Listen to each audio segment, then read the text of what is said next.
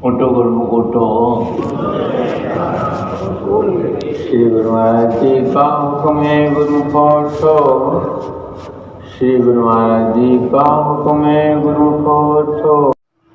बोलो जयकारा बोल मेरे श्री गुरु महाराज की जय। सभी गुरुमुख प्रेमियों से सप्रेम जय सच्चिदानंद। श्री प्रयाग धाम में गुरुमुख प्रेमी अपने चतुर्थ पातशाही गुरु महाराज जी के इस दिन के लिए, जो कि ज्योति दिवस के रूप में मनाया जाता है, गुरुमुख प्रेमी यहाँ दूर दूर से आकर अपने प्रातः स्मरणीय जगत वंदनीय हृदय सम्राट हर दिल अजीज श्री श्री 108 श्री चतुर्थ पातशाही गुरु महाराज जी के दर्शनों के लिए और हुजूर गुरु महाराज जी के हुजूरी में आकर के इस भंडारा के पर्व को मना रहे हैं। इसी उपलक्ष्य में स्नान भी श्री प्रयाग सरोवर के तट पर गुरुमुख प्रेमियों ने किया। जब श्री गुरु महाराज जी स्नान करके बाहर आने लगे तो सभी प्रेमी गुरुमुख सरोवर में प्रवेश करते हुए बड़ी खुशी से उछल पड़े और सरोवर में स्नान करने लगे। ऐसा लग रहा था मानो जन्मों जन्मांतरों के पाप धुल रहे हों, क्योंकि श्री गुरु महाराज जी का दिया हुआ शब्द जो गुरुमुख प्रेमियों के साथ है, और ये फरमाया भी जाता है कि स्नान के बाद 15 मिनट हर कोई सुमरन करे, भजन अभ्यास करे, और इस प्रकार भजन अभ्यास सुमरन करते हुए जाप करते हुए स्नान करने से ये बहुत बड़ा लाभ होता है।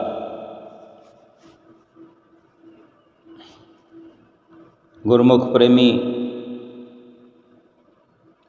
अपने आप को सौभाग्यशाली बना रहे हैं और सभी गुरुमुख प्रेमी इस शुभ अवसर का लाभ उठा रहे हैं। आज श्री दर्शन हाल में भी चतुर्थ पातशाही गुरु महाराज जी के गुणानुवाद गाए गए, उनके जीवन चरित्र पर प्रकाश डाला गया। गुरुमुख प्रेमियों की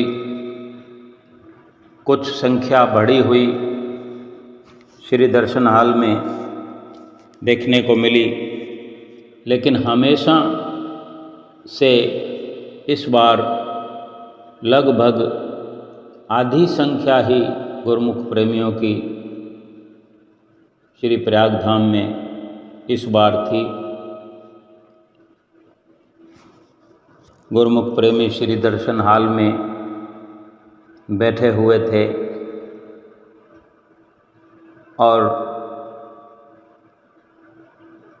अपने निर्धारित समय पर लगभग 5 बजे के आसपास श्री गुरु महाराज जी ने श्री दर्शन हाल के ऊंचे व सच्चे सिंहासन पर कृपा फरमाई, आकर विराजमान हुए। सभी गुरुमुख प्रेमियों ने दंडवत प्रणाम किया। श्री गुरु महाराज जी ने अपने मुख से हुक्मनामा सुनाया। सभी ने सतगुरु का हुक्मनामा पाकर फिर आशीर्वाद प्राप्त किया और बैठ गए अपने सतगुरु के चरणों की छत्र छाया में।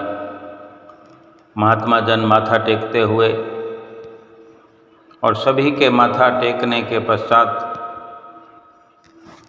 सत्संग की शुरुआत हुई।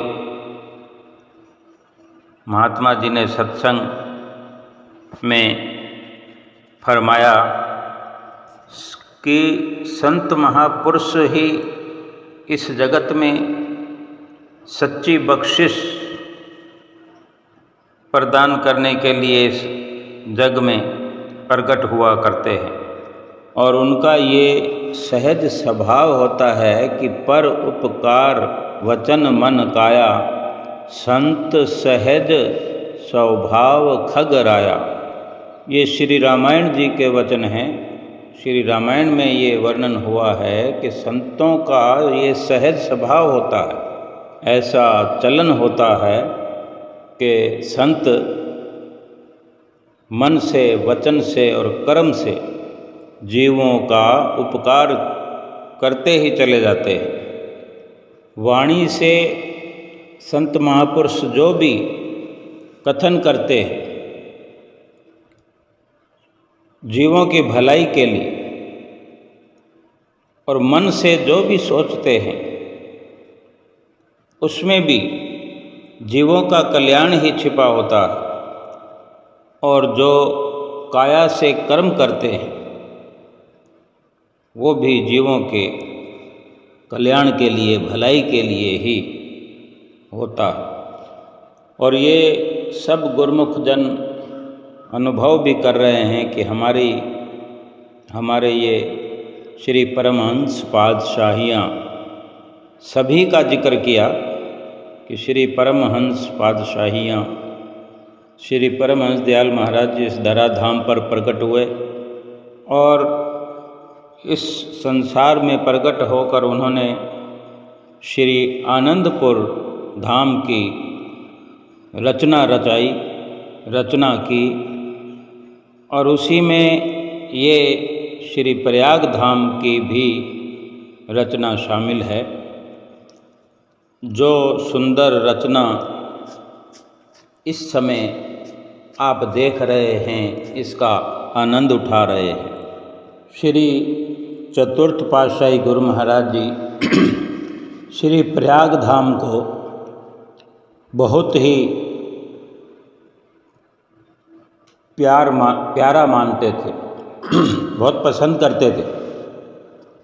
इस पावन सच्चे ऊंचे सिंहासन पर विराजमान होकर आप श्री आनंदपुर में हर त्यौहार मनाने के कुछ दिन बाद फिर यहीं श्री प्रयाग धाम में आ जाया करते थे और अधिकतम समय यहीं व्यतीत किया करते थे। ऐसे ही एक बार श्री आनंदपुर से श्री चतुर्थ पातशाही गुरु महाराज जी रवाना हुए। उस समय श्री कार के द्वारा ही आप सफ़र किया करते थे और आपके साथ महात्मा जन और भक्तजनों की पिकअप भी हुआ करती थी और इसी प्रकार आप श्री आनंदपुर से चलकर नरसिंहपुर पहुँचे और वहीं पर चाय पान करने के लिए, कुछ विश्राम करने के लिए, ठहरने के लिए कोई उचित स्थान देखने लगे और इस तरह देखकर कुछ वहाँ के निवासी लोगों में से एक सरदार जनों का घर था। वो देख रहे थे कि यहाँ कुछ संत महात्मा पधारे हैं, क्योंकि ये श्री गुरु महाराज जी का सुंदर स्वरूप में इस धराधाम में प्रकट होना, श्वेत वस्त्र धारण किए हुए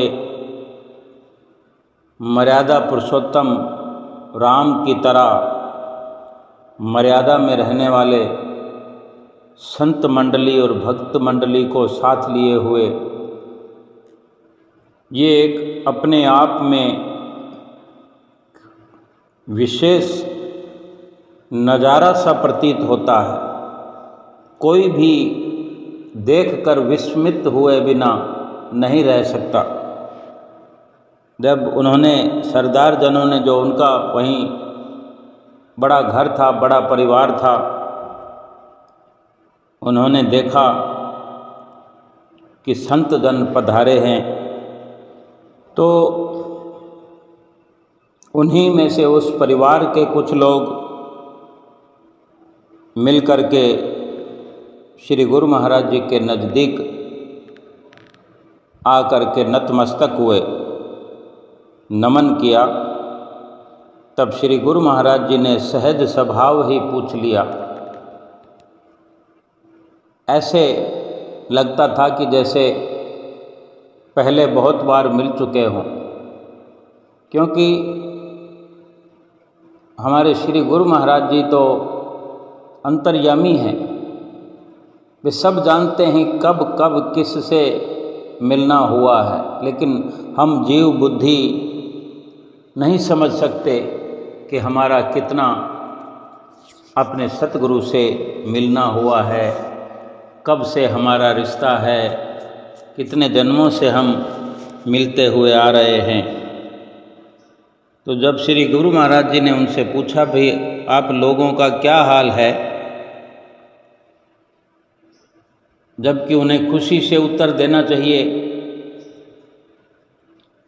लेकिन वो कुछ समझ नहीं पाए कि ये पहली मुलाकात में, और ये भी है कि संसार में दुख और सुख का चक्कर चलता ही रहता है। किस वक़्त जीव पर किस प्रकार दुखों या सुखों का साया मंडराता रहता है, कुछ पता नहीं। किसी समय तो किसी का काल संपत्ति वाला, सम्मति वाला होता है, और किसी समय काल विपत्ति वाला, मुसीबत वाला भी हो जाता है। जीवन में कभी सुख आता है, कभी दुख आता है, क्योंकि ये अनुभव तो हम में से हर किसी को है कि सुख का कुछ भी पता नहीं, खुशी का कुछ भी पता नहीं। ये संसारिक खुशी या सुख क्षण भर का होता है, कभी भी काफूर हो जाता है, कभी भी लुप्त हो जाता है, लेकिन दुख तो आते ही रहते हैं। तो श्री गुरु महाराज जी अंतर्यामी थे, सब जानते थे, क्योंकि उन्होंने जो कुछ जवाब नहीं दिया तो उन्हें क्या दुख या क्या परेशानी थी, श्री गुरु महाराज जी सब जान गए। तब ऐसी घड़ी में श्री गुरु महाराज जी ने उनको सहारा देने के लिए,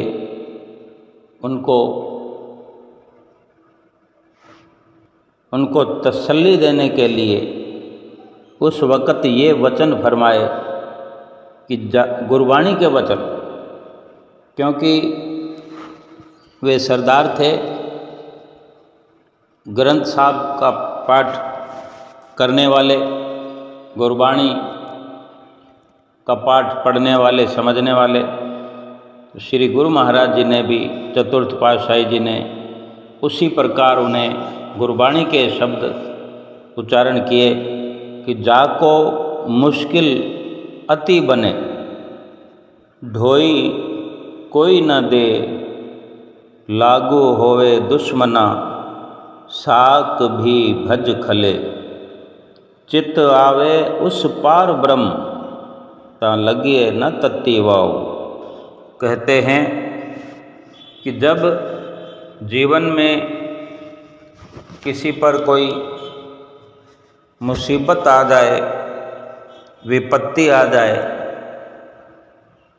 ऐसी घड़ी में संसार के लोग, अपने लोग, कोई भी साथ ना दे, तब वो अपने इष्ट देव सतगुरु इष्ट देव पार ब्रह्म परमेश्वर का ध्यान करे तो लगे न तत्ती वाव। यानी तत्ती वाव मतलब जो माया की तपन है, माया के दुखों की जो हवा है, उसको फिर नहीं लगेगी जो अपने इष्ट देव का मिला हुआ नाम, बख्शिश किया हुआ नाम है, उसका सुमरन करने से। और यही एकमात्र सहारा है जब दुख मुसीबत हो तो कोई साथ ना देता हो, तो केवल नाम ही साथ देने वाला है, नाम ही संगी है, साथी है। जब ये वचन हुए तो उनमें श्रद्धा जगी, उनके अंदर श्रद्धा उत्पन्न हुई ये वचन सुनकर। श्रद्धा जगाने वाले ही स्वयं सतगुरु हैं। वहाँ पहुंचकर उनके साथ स्वयं मिलने वाले भी सतगुरु हैं। जीव बेशक ना जानता हो, लेकिन ये सारी कार्रवाई मन से, वचन से, कर्म से संत महापुरुष किया करते हैं। और यही इस दृष्टांत में चतुर्थ पातशाही जी भी करते हुए हमें दिखाई दे रहे हैं कि वे किस प्रकार जीव के जीवन में भलाई का एकमात्र कार्य करते हैं। जब उनकी श्रद्धा जग गई गुरबाणी के वचन सुनकर श्री गुरु महाराज जी से, तो वे विनती करने लगे कि महाराज, हमारे घर यहीं पास में जो है, आप हमारे घर में कृपा करिए। घर भी उनका बहुत बड़ा था, बड़ा परिवार था। श्री गुरु महाराज जी जो अपनी संत मंडली और भक्त मंडली के साथ, वे भी बहुत बड़े परिवार वाले थे। तो श्री गुरु महाराज जी उनकी श्रद्धा को देखकर उनकी विनती पर चल पड़े। जो ही उनके घर में प्रवेश हुआ, प्रवेश करते ही पहला कमरा जो बना हुआ था, उस कमरे में ग्रंथ साहब का पाठ हो रहा था और उसी पाठ में चलते हुए ये शब्द उच्चारण हो रहे थे कि कृपा करे जिस पार ब्रह्म, होवे साधु संग, ज्यों ज्यों ओ वधाइए, त्यों त्यों हरि स्यों रंग। गुरबाणी के शब्दों में ये इशारा,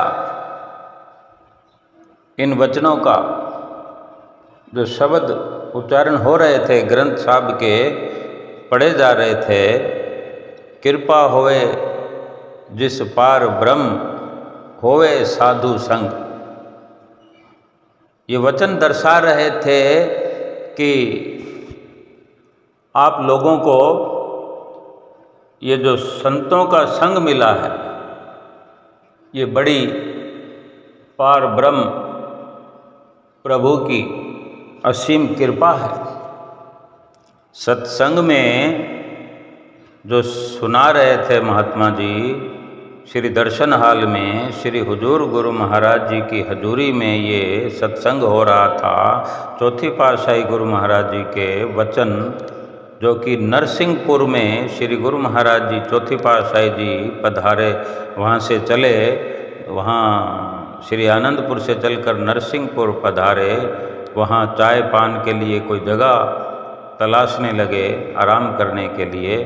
तो श्री गुरु महाराज जी वहाँ पहुँचे हैं जहाँ सरदार जनों का घर है, परिवार है, और वहाँ ये सारा ये वृत्तांत वर्णन किया जा रहा है कि अब वो गुरुवाणी के जो वचन उच्चारण हो रहे हैं, श्री गुरु महाराज जी ने उस कमरे में प्रवेश, पहले कमरे से जो गुरुवाणी के वचन हो रहे हैं उससे ये इशारा मिलता है कि कृपा होवे जिस पार ब्रह्म, होवे साधु संग। ये उन सरदार जनों को इशारा था कि वो स्वयं अपनी आँखों से देख रहे हैं जो वचन गुरुवाणी में उच्चारण हो रहे हैं, वो उन्हें देखने का भी अवसर मिल रहा है कि साधु संग उनको मिल गया है। और फिर ये भी महात्मा जी ने कहा कि वही साधु संग जो पार ब्रह्म की कृपा से प्राप्त होता है, वही पार ब्रह्म की कृपा से हमें भी श्री दर्शन हाल में ये अवसर प्राप्त हो रहा है, मिल रहा है। क्योंकि गुरुमुख प्रेमियों को तो साधु संग जो मिला हुआ है ये भी पार ब्रह्म परमेश्वर की कृपा ही तो है। हम जब से श्री गुरु महाराज जी की चरण शरण में आए हैं, ये पार ब्रह्म परमेश्वर की कृपा नहीं तो और क्या है। और ये उन लोगों को इशारा था, हमको भी है, कि जब पार ब्रह्म परमेश्वर की कृपा हो जाती है, जब साधु संग मिल जाता है, समझो दुख के, संकटों के, मुसीबतों के सब बादल छट जाते हैं। ऐसे ही उनको ये संदेश मिल रहा था सरदार जनों को कि अब तुम्हारे दुख संकट टलने वाले हैं।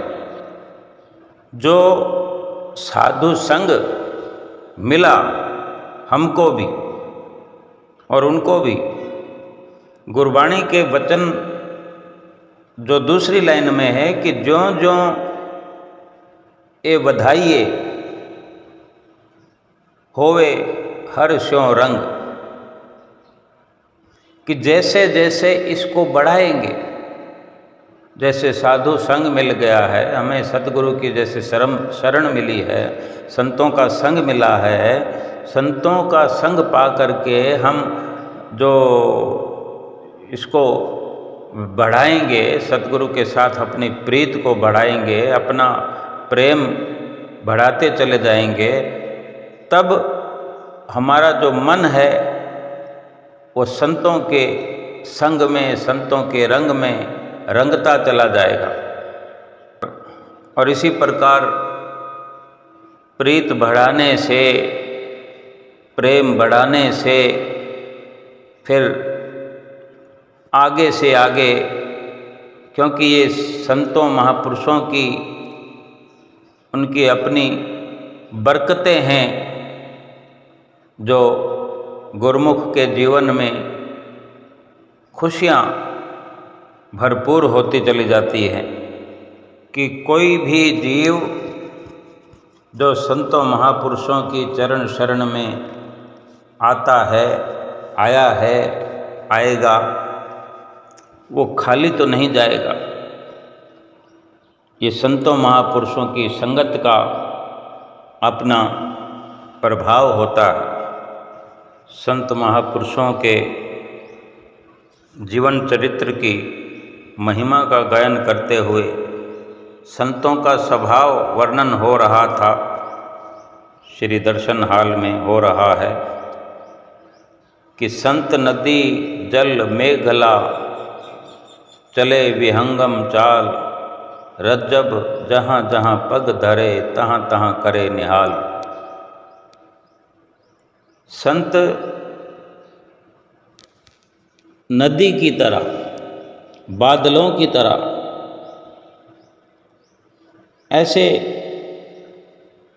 चल करके जहाँ जहाँ भी पहुँचते हैं, जैसे बादल जहाँ जहाँ भी जाते हैं बरसात करते हैं, नदी जहाँ जहाँ भी चल करके पहुँचती है अपने पानी से सबकी ज़रूरत पूरी करती है, प्यास बुझाती है। संत भी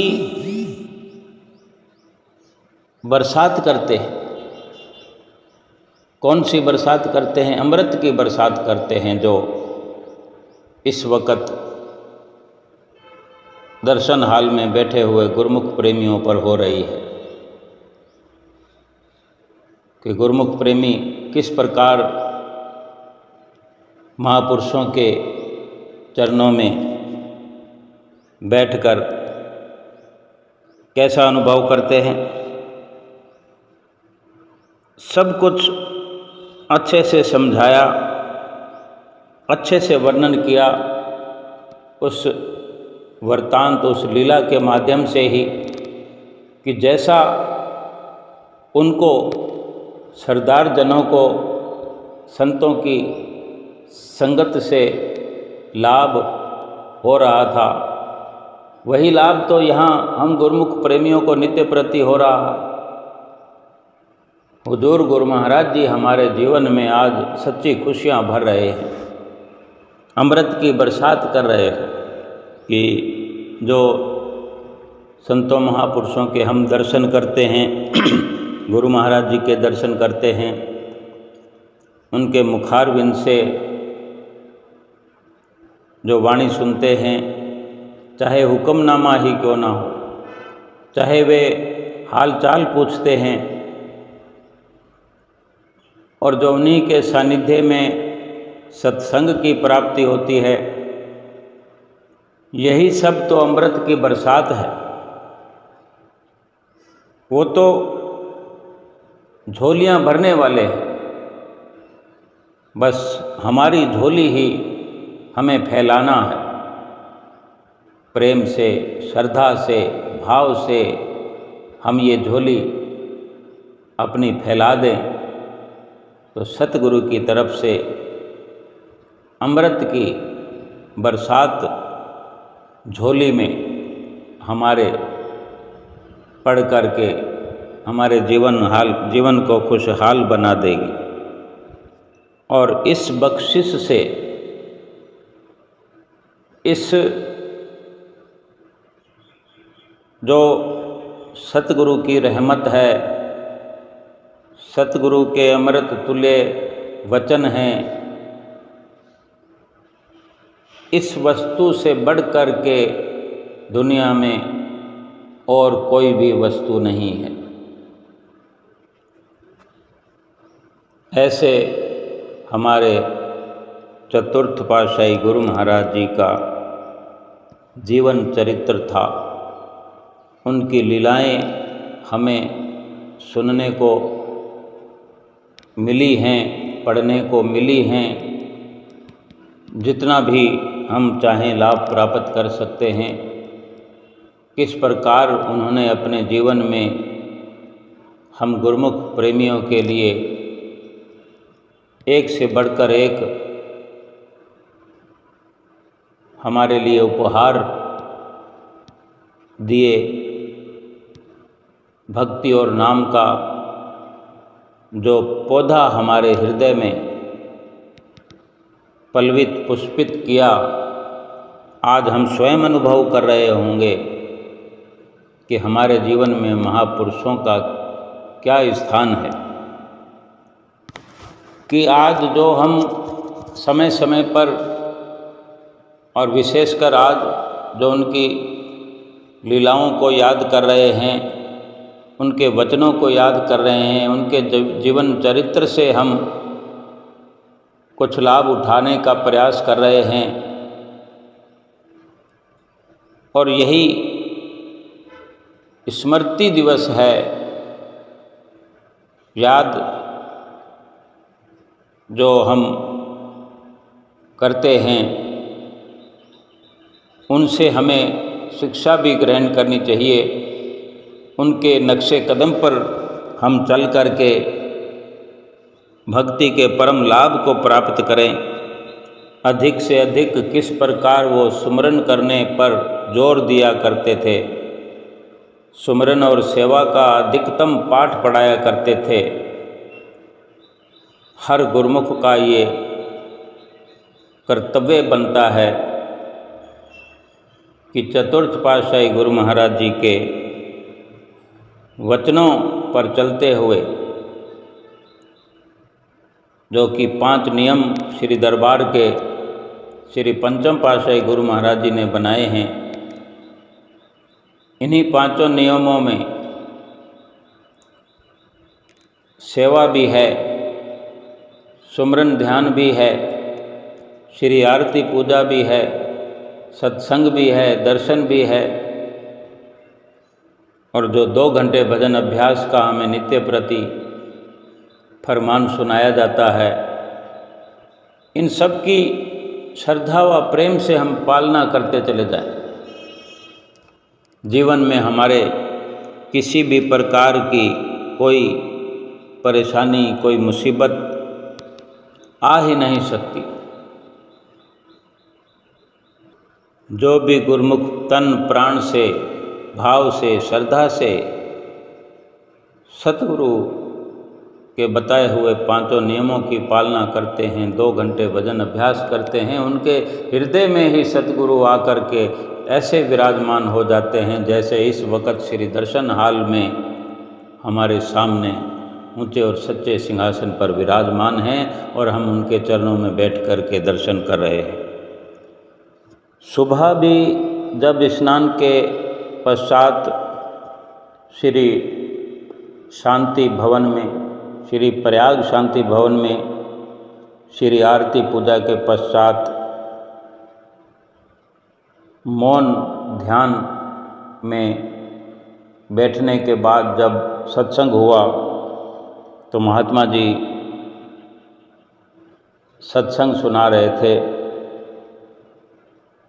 कि आज का दिन बड़ा ही सौभाग्यशाली दिन है, जो कि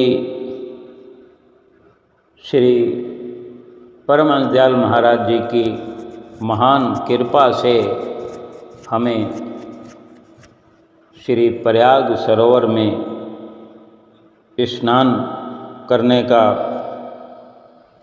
ये अवसर मिला है।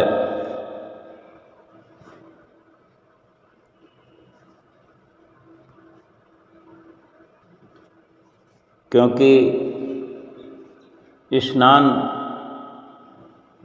के साथ ही श्री गुरु महाराज जी ने भी बधाई दी स्नान के उपलक्ष्य में, इस शुभ दिन के उपलक्ष्य में सबको आशीर्वाद दिया। तो ये और भी अधिक सौभाग्यशाली दिन बन जाता है। और इस प्रकार महात्मा जी भी अपनी ओर से सभी गुरुमुख जनों को इस शुभ दिन की, शुभ स्नान की लाखों लाख बधाई दे रहे थे कि संसार में महापुरुष ही ऐसा तीर्थ बनाया करते हैं, बनाते हैं और बना दिया है। श्री प्रयाग सरोवर, श्री आनंद सरोवर, क्योंकि महापुरुष ही हमें भक्ति की राह पर चलाते हैं और ऐसे तीर्थ में स्नान करने का बड़ा महत्व समझाते हैं कि सतगुरु के दिए हुए नाम का सुमरन करते हुए जो गुरुमुख प्रेमी स्नान करते हैं तो जन्म जन्मांतरों के पाप कट जाते हैं। इस प्रकार श्री चतुर्थ पातशाही गुरु महाराज जी के, श्री परमहंसों के, श्री हजूर गुरु महाराज जी के गुण अनुवादों का वर्णन सुबह भी श्री शांति भवन में भी श्री आरती पूजा के समय हुआ, फिर श्री दर्शन हाल में भी श्री चतुर्थ पातशाही गुरु महाराज जी के जीवन के कुछ विशेष लम्हों का जिक्र किया गया। बाकी तो हम स्वयं पढ़ते ही हैं, सुनते भी हैं, हमेशा ही श्री परमहंसों की वाणियाँ सुनते हैं। एक ही इशारा मुख्य रूप से महापुरुषों के जीवन चरित्र से मिलता है कि जिसको इस संसार में सुखपूर्वक रहना, खुशी प्राप्त करते रहना, खुशियों के भंडार से जुड़ना है, सभी दुखों से आज़ाद होकर रहना है। क्योंकि आज हम स्वयं देखते होंगे कि संसार जो है दुखों से बेजार है, हर किसी के जीवन में दुखों की भरमार है, दुखों से सराबोर हुआ इंसान जिसे कोई राह नज़र नहीं आती, कोई तन से दुखी है, कोई मन से दुखी है, लेकिन सब के सब दुखी हैं। सुखी अगर कोई है इस दुनिया में इंसान तो वो सतगुरु का सेवक है। क्योंकि हम जैसे सेवक, हम जैसे गुरुमुख प्रेमी विरले विरले इस संसार में जो सतगुरु की शरण में आ गए हैं, हम ये भली भांति समझते होंगे, समझ गए होंगे कि सतगुरु के वचनों में ही, सतगुरु के वचनों पर अमल करने में ही दुखों से छुटकारा मिलता है, बल्कि 84 लाख योनियों से छुटकारा मिल जाता है। आज श्री प्रयाग धाम में गुरुमुख प्रेमी इतनी दूर दूर से आए हैं, कितने अनेक अनेक दुख कष्ट सहन कर करके आए हैं। आज संसार में हम रहते हैं, हम खुद विचार करें कि अपने घर से निकलना कितना मुश्किल है। थोड़ी देर के लिए निकलकर सत्संग में पहुंचना मुश्किल होता है। ये जीव हिसाब किताब लगाने लगता है कि मेरे काम का हर्जाना हो जाएगा, मैंने दुकान को छोड़ दिया, मकान को छोड़ दिया, कहीं पर मन विचलित करता है कि क्या वहाँ पर मिलना है सत्संग में, वही पुरानी बातें रोज़ सुनने को मिलती हैं, मन जाने नहीं देता। कभी मन कहता है कि कमाई का समय है, इतनी देर में इतना नुकसान हो जाएगा।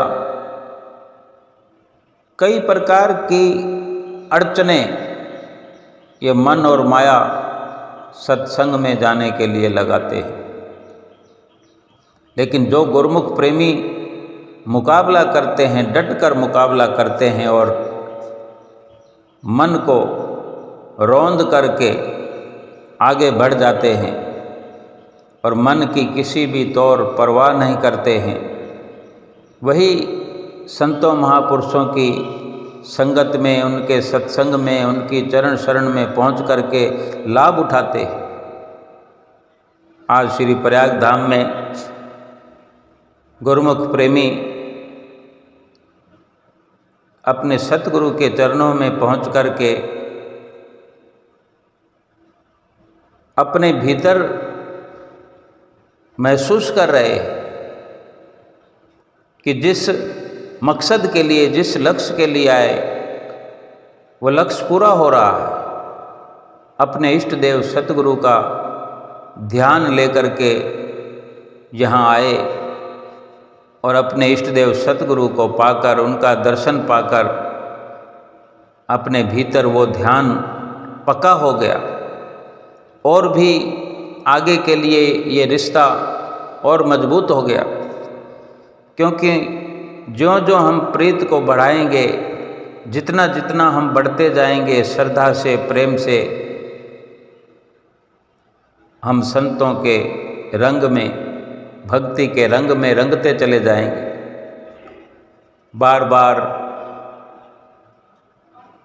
श्री दर्शनों पर पहुंचना, बार बार सेवा कार्य करना, बार बार श्री आरती पूजा करना,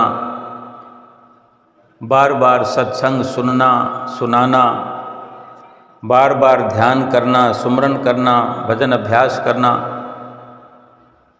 ये सब इस जीव की असली खुराक है,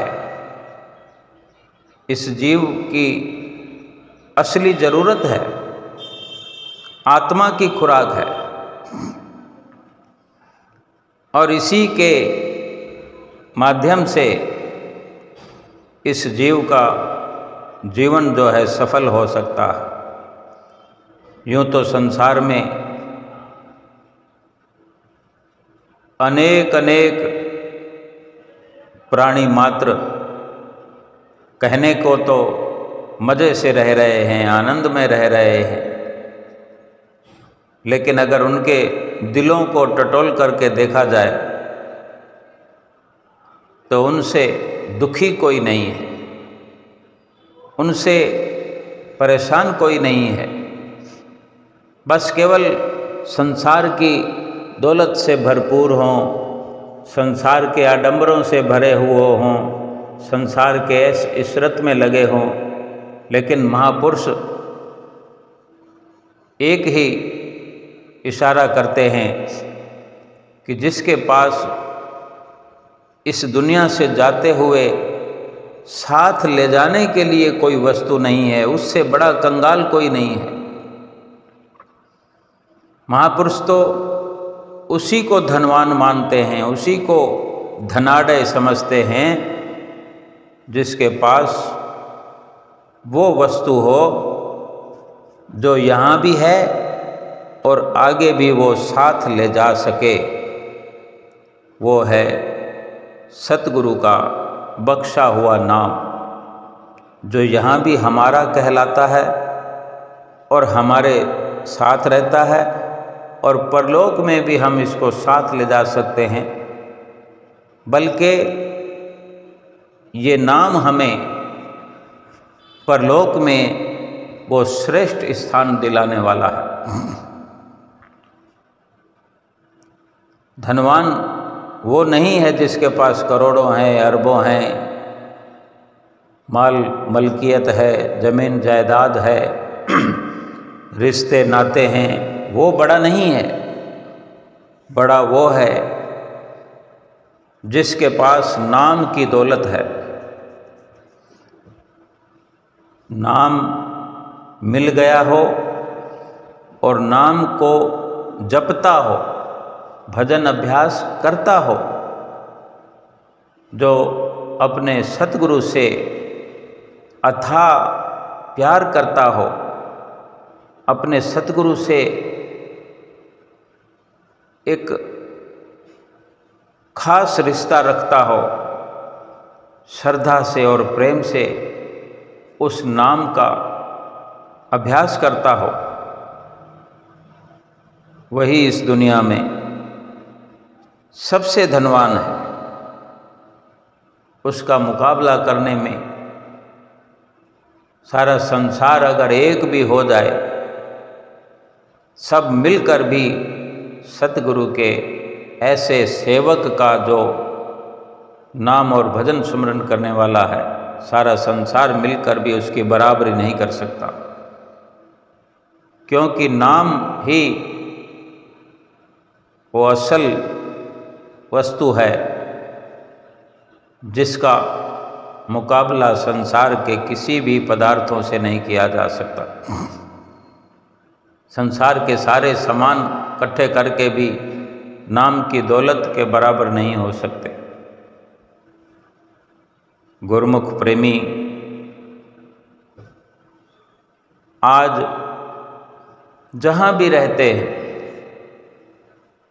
जिस शहर में रहते हों, नगर में रहते हों, गांव में रहते हों, देश में विदेश में रहते हों,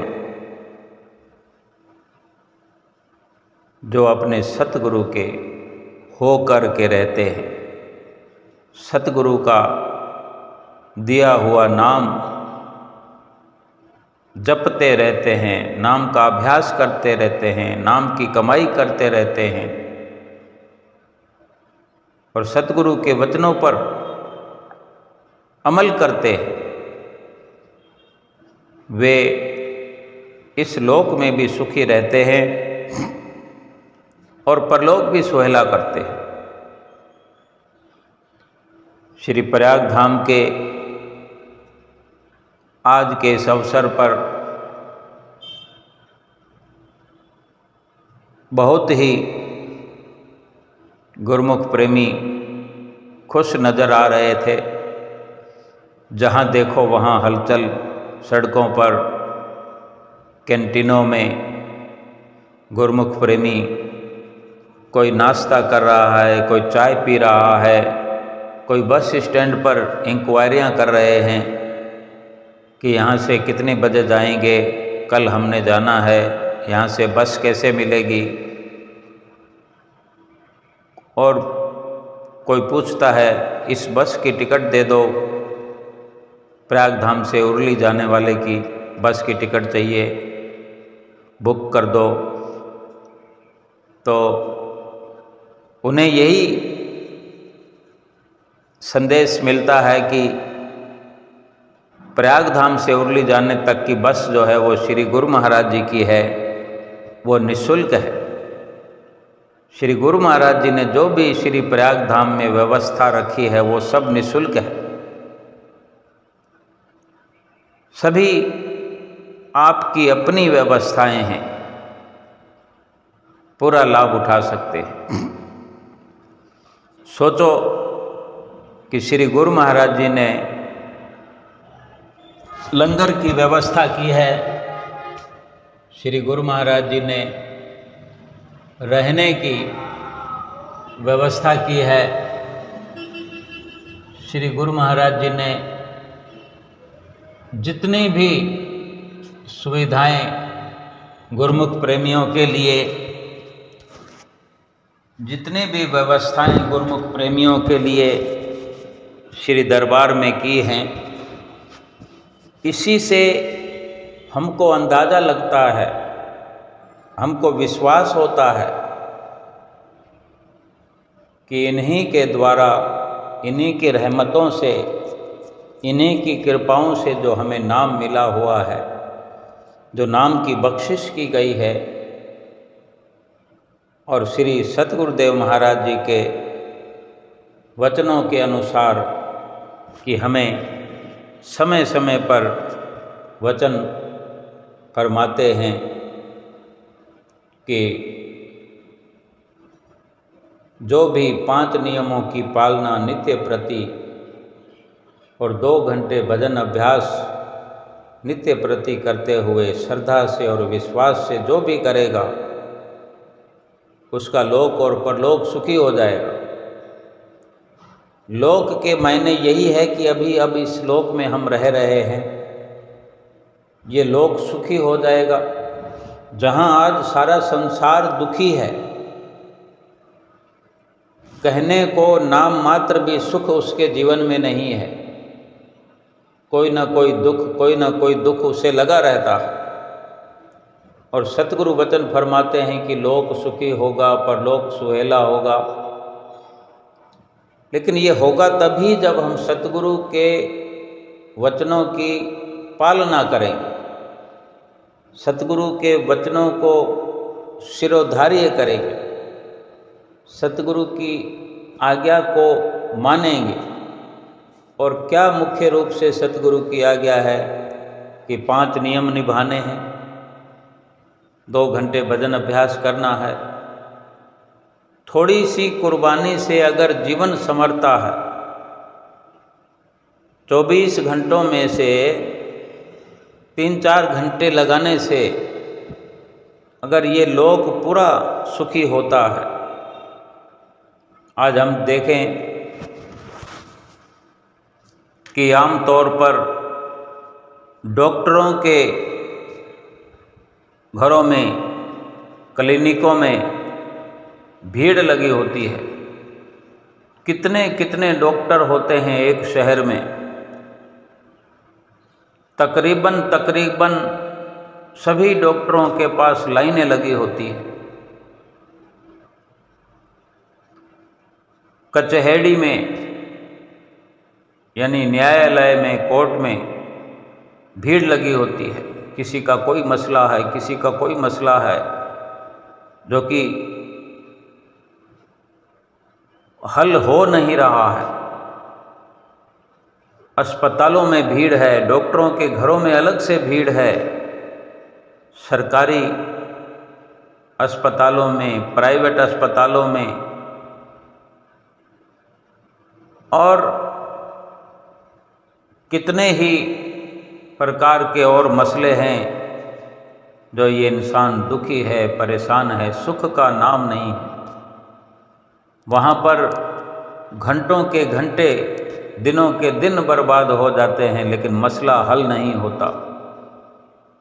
और हमारे सतगुरुदेव महाराज जी दया करके, रहमत करके जो हमें नाम की बख्शिश करते हैं, अगर सतगुरु के वचनों पर पालन करके, सतगुरु का कहना मान के अगर 24 घंटों में 3